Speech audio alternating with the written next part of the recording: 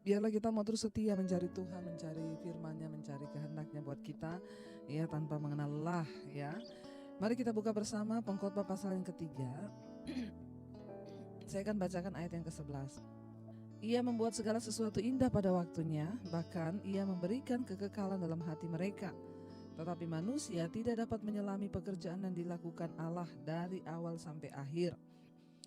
Aku tahu bahwa untuk mereka tidak ada yang lebih baik daripada bersuka-suka dan menikmati kesenangan di dalam hidup mereka, dan bahwa setiap orang dapat makan, minum, dan menikmati kesenangan dalam segala jerih payahnya itu juga adalah pemberian Allah.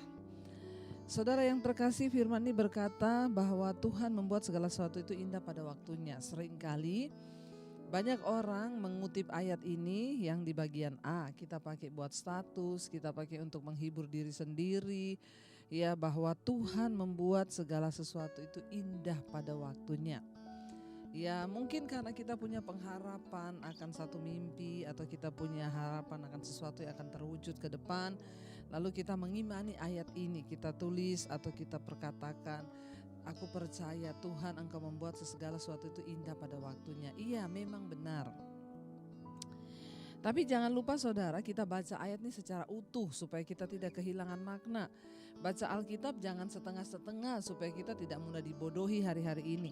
Baca Alkitab itu baca ya satu ayat ya, kalau bisa malah satu perikop supaya saudara mengerti. Lebih luas lagi perikop sebelumnya dan perikop sesudahnya. Ya, tapi saya mau ambil ayat yang ke-11 dulu. Saya katakan, Tuhan membuat segala sesuatu indah pada waktunya, bahkan ia memberikan kekekalan dalam hati mereka, tetapi manusia tidak dapat menyelami pekerjaan yang dilakukan Allah dari awal sampai akhir. Ya, seringkali ayat ini dipakai ketika kita menanti sesuatu. Ya, ada sebuah pengharapan bahwa Tuhan akan buat segala sesuatu indah pada waktunya. Apakah mudah untuk memahami ini? Banyak orang ketika terjadi ini kita lupa bahwa waktu Tuhan itulah yang terbaik. Dia membuat segala sesuatu itu indah pada waktunya. Nah, ketika kita masih punya mimpi untuk bisnis di satu kota, kita ngomong, aku percaya Engkau membuat sesuatu indah pada waktunya karena pasti akan berhasil. Tapi ketika semuanya gagal, semuanya buyar, semuanya rasanya aduh waktunya tidak tepat dan lain sebagainya, apakah kita masih bisa memperkatakan, Tuhan, aku percaya Engkau yang membuat semua indah pada waktunya. Bahkan sesuatu yang merupakan atau dalam pandangan kita adalah sebuah kegagalan, seringkali kita tidak mengerti bahwa itu juga waktu Tuhan. Tuhan mencegah kita pada waktu itu untuk melangkah lebih jauh lagi. Ya, tetapi manusia, ayat ini berkata, tidak dapat menyelami. Ya, pekerjaan Allah itu dari awal sampai akhir. Ya, tetapi dikatakan manusia tidak dapat menyelami pekerjaan yang dilakukan oleh Allah dari awal sampai akhir. Nah, saudara, waktu itu kan ada awalnya, ada akhirnya. Seringkali manusia itu hanya semangat di awal, ya, lalu di tengah jalan begitu menghadapi proses terhenti. Ya, kenapa Tuhan? Tadinya kita semangat berkata semua akan indah pada waktunya, ketika makin kesini lah kok kayaknya tidak ketemu ya. Kok rasanya semua gagal ya apa yang saya rencanakan, kenapa jadi begini ya. Nah, karena ketidakmengertian kita sehingga tidak sedikit orang yang akhirnya marah kepada Tuhan. Ya, tidak sedikit orang yang putus asa, tidak mau berharap lagi, bahkan banyak yang murtad meninggalkan Tuhan. Ingat saudara, ya, ayat ini memang berkata ia membuat segala sesuatu itu indah pada waktunya. Tetapi manusia tidak dapat menyelami pekerjaan yang dilakukan Allah dari awal sampai akhir. Ya, kita mengharapkan yang baik, tetapi ingat Tuhan yang pegang kendali atas hidup kita, perencanaan kita, pekerjaan kita, bisnis kita, itu apapun dari awal sampai pada akhirnya. Ya, mari kita berusaha untuk bisa mengerti maksud Tuhan. Ya, karena kebanyakan manusia tidak dapat menyelami, memang kita nggak tahu. Ya, kenapa bisa jadi begini ya Tuhan? Kenapa ya? Bahkan saya juga sering kali menghadapi ketika sesuatu rasanya gagal, ya kok jadi gini, bahkan bertanya, kenapa Tuhan izinkan begini? Ada orang-orang atau kita mungkin ditipu oleh seseorang, ya. Atau uang kita dibawa lari orang, kita masih bertanya, kenapa ya Tuhan izinkan ya? Kenapa ya? Tapi awalnya kan kita berharap di situ kita untung, kita mujur. Nah, tapi ketika di tengah jalan terjadi kerugian, maka manusia bertanya, kenapa ya Tuhan Engkau izinkan ini ya? Kenapa begitu? Kenapa begini? Ingat, ya firman Tuhan berkata ada waktu untuk untung, ada waktu untuk membiarkan rugi. Ada waktu untuk bersuka cita, ada waktu untuk berduka cita. Ada waktu kita senang, ada waktu kita sedih. Ya inilah waktu Tuhan. Apakah ketika kita diizinkan bersedih itu bukan waktu Tuhan? Itu waktu Tuhan. Ya ada orang-orang yang berkata, ya saya menerima nih teleponnya, Bu, saya merasa menyesal, Bu. Saya merasa suami saya meninggal tuh gara-gara saya. Kenapa Ibu? Saya telat bawa dia ke rumah sakit, Bu. Ya, ini kan waktu kan. Coba saya tepat waktu bawa dia ke rumah sakit. Mungkin dia tidak akan mati, Bu. Saya merasa berdosa, Bu. Ya besoknya ada ibu-ibu lagi yang telepon saya, Bu Debbie, saya merasa saya yang membunuh suami saya. Kenapa, Bu? Gara-gara saya bawa dia ke rumah sakit, dia mati, Bu.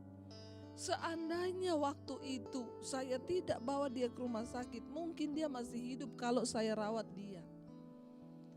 Saudara, ya ada orang-orang yang menyesali waktu. Kenapa waktu itu aku bawa dia ke rumah sakit? Yang satu, kenapa waktu itu aku tidak bawa dia ke rumah sakit? Dengan kata lain kita lihat kan, yang di rumah mati, yang di rumah sakit juga mati. Artinya apa ya? Kita gak bisa pegang kendali atas apapun, bahkan atas waktu hidup. Tuhanlah yang berdaulat. Ya, manusia tidak punya kendali. Bagian kita adalah mencoba mengerti apa yang Tuhan izinkan di setiap waktu-waktu hidup. Ya, waktu hidup itu ya, waktu Tuhan itu ada waktu untung, ada waktu rugi. Jangan pikir waktu kita rugi itu bukan waktu Tuhan. Seringkali itu waktu Tuhan. Kenapa kita diizinkan rugi? Makanya saudara tuh jangan dengar firman yang enak-enak terus. Wah, jadi anak Tuhan pasti untung terus. Tidak, ada saatnya Tuhan izinkan kamu rugi. Itu waktu Tuhan untuk kamu rugi. Supaya kamu belajar untuk mencari Tuhan. Ya, supaya engkau belajar untuk mengenal Dia. Supaya engkau belajar tentang perkara-perkara tentang Dia. Ada waktu-waktu Tuhan buat dan kita bisa buat apa? Kita gak bisa buat apa-apa. Alkitab bilang manusia tidak bisa menyelami apa yang dilakukan oleh Tuhan dari awal sampai akhir. Bagian kita menerima setiap keadaan, mengucap syukur, berjaga-jaga di dalamnya supaya kita kedapatan tidak bercacat celah. Bagian kita ini berjaga-jaga. Apakah waktu mati itu sial? Waktu mati kita pun itu untung, kata Alkitab. Mati itu pun anugerah. Karena banyak orang udah pengen mati sekarang waktunya tapi belum dikasih mati. Inilah kehidupan, mari kita mencoba mengerti kebenaran yang benar. Ya, Tuhan membuat segala sesuatu indah pada waktunya. Ya, suamimu meninggal bulan yang lalu, itulah waktu Tuhan yang terindah bagi suamimu. Kita harus percaya dengan iman, yang penting kita terus hidup dalam kekudusan. Ya. Ayat 12 berkata, aku tahu bahwa untuk mereka tidak ada yang lebih baik daripada bersuka dan menikmati kesenangan dalam hidup mereka. Lalu karena kita gak tahu segala sesuatu yang akan terjadi, harus ngapain kita? Nikmati hidupmu hari ini. Bersuka cita dengan hidupmu hari ini. Kata firman Tuhan, nikmati keluargamu, nikmati apa yang kau bisa nikmati. Bersenang-senanglah. Ya, ayat yang ke-13, dan bahwa tiap orang dapat makan dan minum, menikmati kesenangan dalam jerih payah, itu juga adalah pemberian Allah. Tapi jangan lupa, maaf, tidak semua orang diberi karunia untuk menikmati hidup. Bahkan untuk bisa menikmati hidup, jerih payah kita itu juga anugerah Tuhan. Saya tidak bicara soal kaya atau miskin, karena banyak orang kaya juga tidak bisa menikmati hari-hari ini. Punya aset banyak tapi hatinya gelisah, tidak bisa menikmati. Ya, mending kita yang biasa-biasa tapi bisa bersyukur, bisa menikmati hidup. Maaf, bukan soal kaya atau tidaknya, tapi untuk bisa menikmati hidupmu itu juga anugerah Tuhan. Kita tidak bisa apa-apa. Jadi jangan iri sama orang kaya, belum tentu orang kaya itu bisa menikmati hidup. Yang berbahagia adalah mereka yang bisa mensyukuri hari ini, mensyukuri hidup ini, dan apapun yang Tuhan bisa berikan, kita bisa syukuri. Engkau lebih nikmat hidupmu daripada banyak orang kaya.